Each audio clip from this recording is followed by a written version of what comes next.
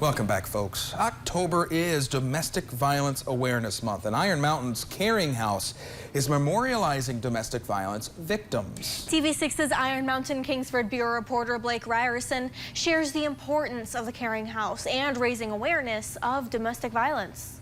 Crosses outside First Covenant Church memorialize domestic violence victims. In honor of Domestic Violence Awareness Month, Dickinson County community leaders gathered this morning outside the church. Iron Mountain Caring House Executive Director Cheryl O'Neill says victims can be unaware of the dangers of domestic violence. This event is so very important to our community.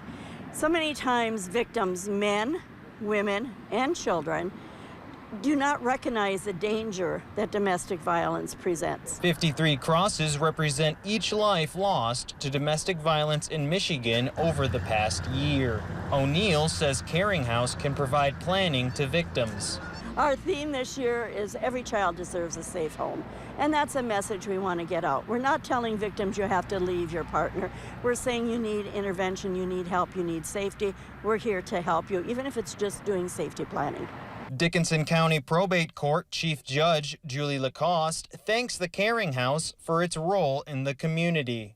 I truly respect and admire all the work that the Caring House is able to do to support victims of domestic violence, male, female, gender neutral, it doesn't matter. Anybody that's a victim needs support. Michigan State Police Iron Mountain Post First Lieutenant Jeremy Hosworth says local and state police forces collaborate to help victims. We are fortunate in that as members of the law enforcement community, we get along very well and communicate very well together so that victims don't fall through the cracks. If you or someone you know is a victim of domestic violence, reach out to the Caring House at 906-774-1112.